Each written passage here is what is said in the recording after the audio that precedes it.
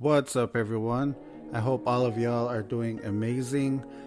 My name is Kendall Key, and I am the creator of recoveringmeth.com. Thank you, thank you.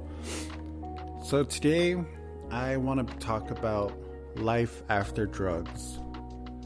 And it's interesting because I was doing a class earlier today because, my way of being of service to others is to give back, and I do facilitate classes at a facility called Blue Sage Recovery that's located here in Chandler, Arizona, and a lot of amazing things happen there. And today's class, I was talking about self-sabotage and the ways that we tend to sabotage ourselves from being able to achieve any of our goals that we set out. And one of the reasons why we do this is the fear of the unknown. And I was relating to one of my stories, my personal experience. And I can honestly say that one way I was sabotaging myself was not even attempting, because fear of the unknown. I remember having a conversation with my therapist early on in my recovery. This was maybe 3 months in. But I told him, admittedly, that I was afraid of being successful.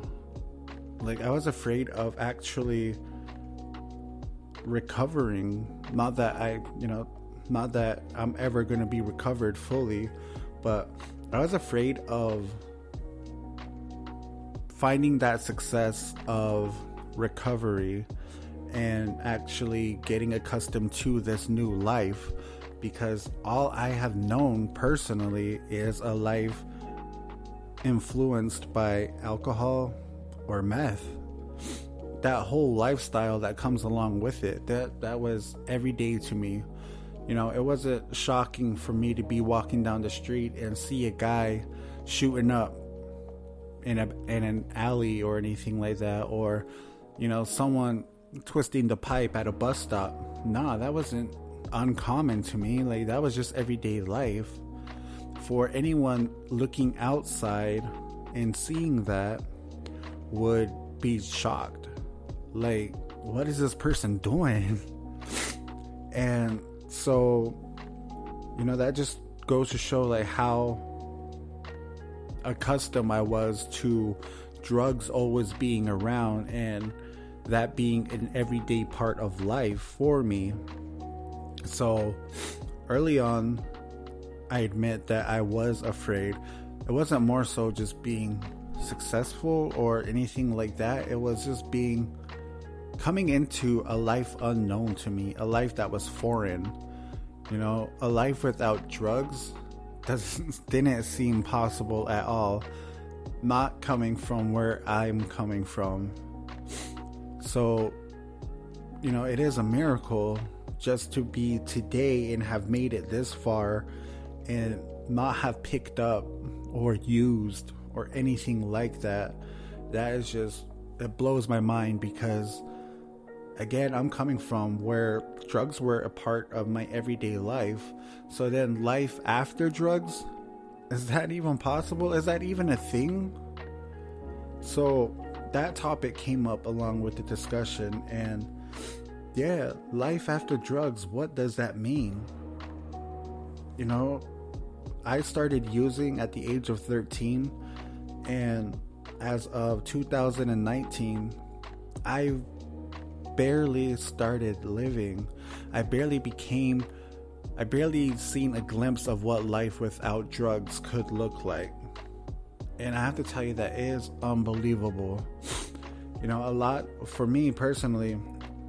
The one thing that came after drugs was the power of choice, a power to make choices for myself. And I say that because during my addiction, I did not have the choice to be able to want to go to a movie theater and enjoy a movie. If I were going to a movie theater to enjoy a movie, that meant I would probably be blacked out before the movie is halfway through. I've passed out on numerous movies. I didn't have the choice to go to a family member's birthday, one of my nieces or nephews, and I have a lot of those, so I missed out on a lot of their lives and those events. I didn't have the choice to go to a family Thanksgiving get-together because that choice was taken away from me. I gave it away, actually. I gave it to my addiction because I would be the only one that's high there, so I didn't want to go. I would be paranoid about what my family members were thinking about me, so that, I let that choice be taken from me. Today, I do have those choices to be able to say, yeah, I can go to that. I can actually enjoy this if I wanted to. Life after drugs. I live in Mesa, Arizona. So I walk down the street and I do see people. I see the same crowd of people doing the exact same thing. And I know what it is that they're doing. That was my crowd of people. Those are the people that I chose to surround myself with because they were doing what I wanted. They were doing everything that I was accustomed to. So today, when I walk down the road and I encounter those people, I don't judge them, but I just know where they're coming from. And today, life after drugs, I want to be able to tell them, like, hey, there is a life after drugs. And what's beautiful about it is we are able to paint any picture that we want.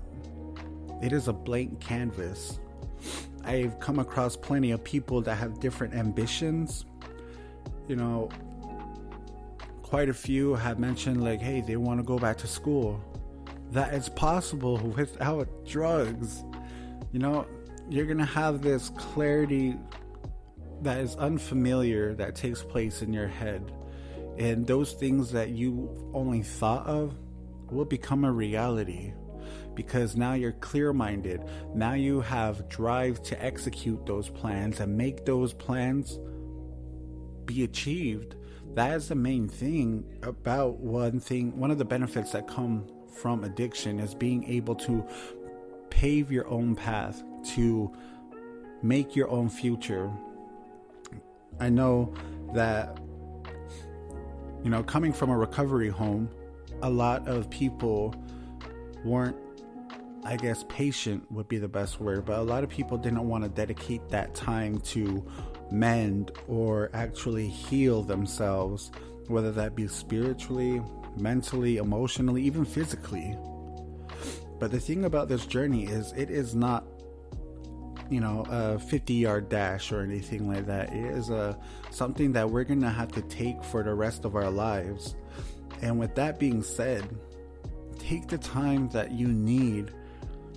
Dedicate 6 months, 3 months, however long it takes. I've dedicated 10 years of my life to the sober living environment.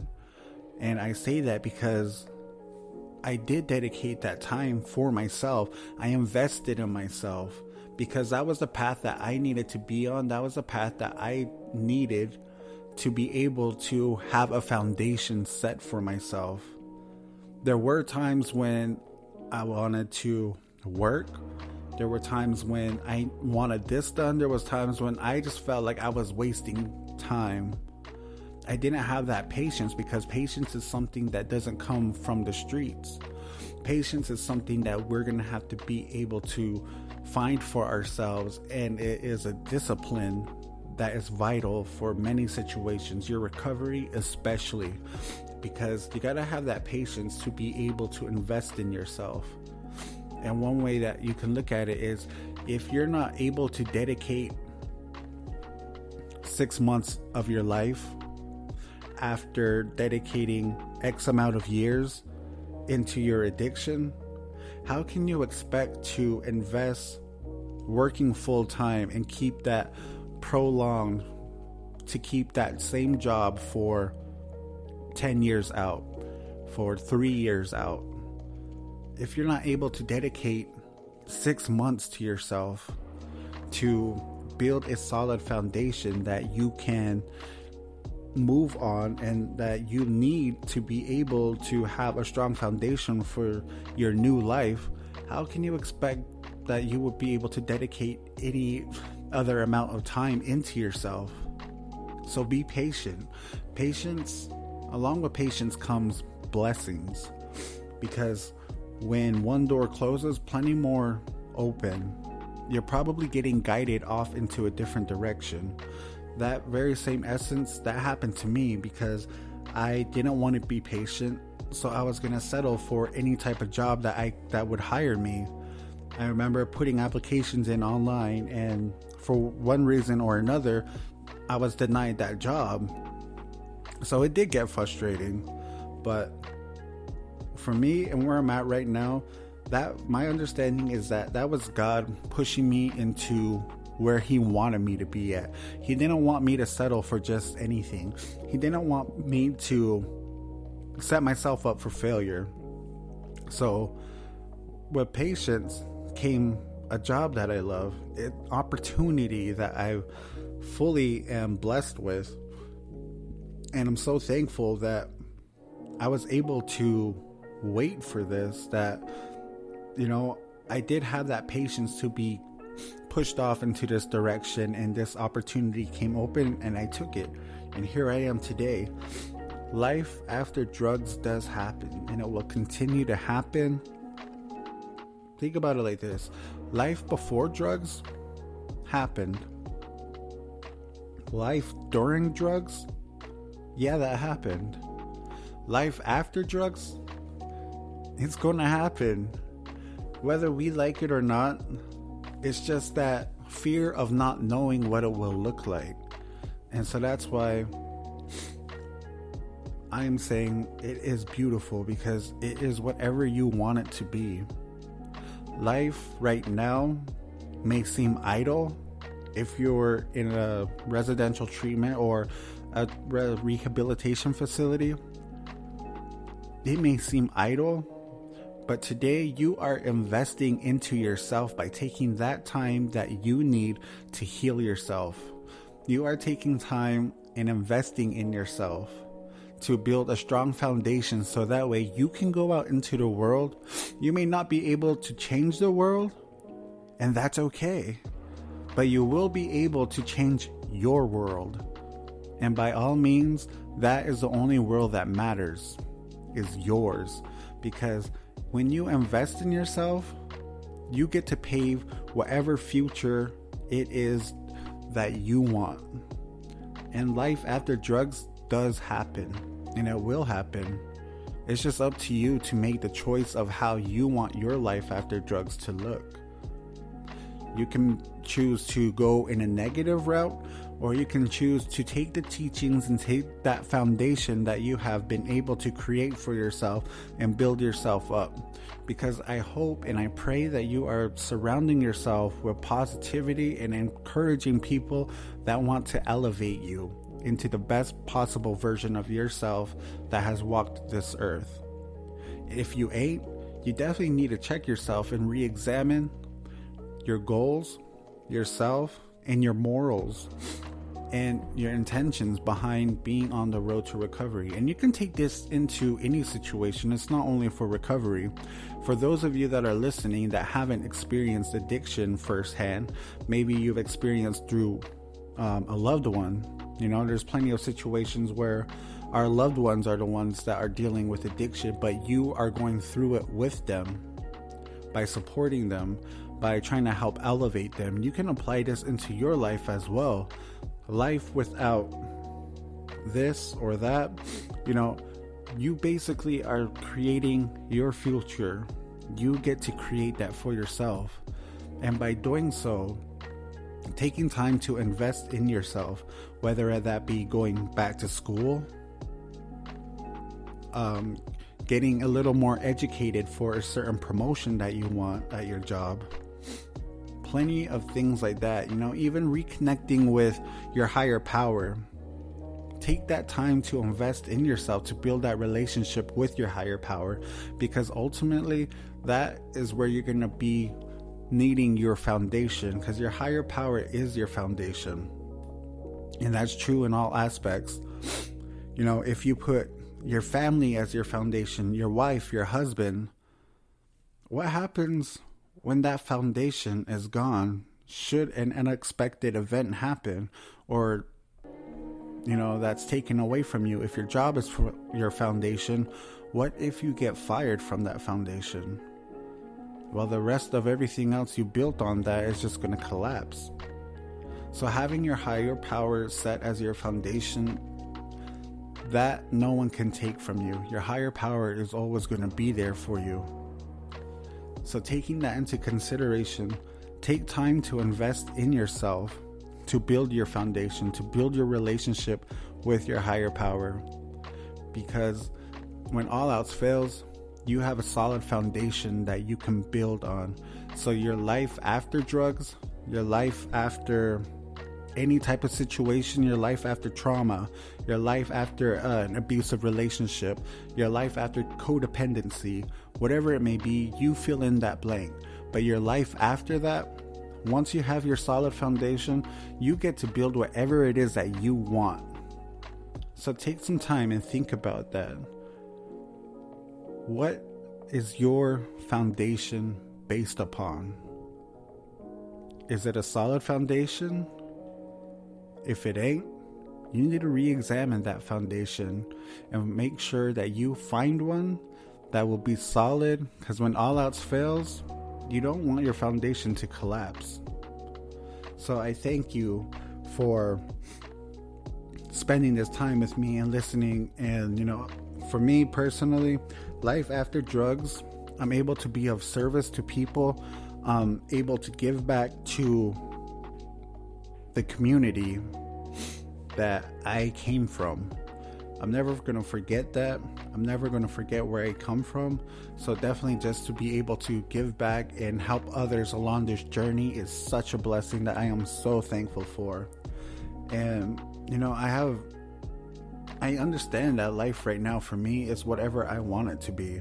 I can mold it and shape it into, as long as I have my higher power with me and I understand that he's gonna be there with me, and I continue my relationship with me, as long as I understand what his will for me is, then I can keep treading forward and making strides into building a beautiful life, because that's all I need is my higher power with me, and I know that life will be beautiful in any type of situation.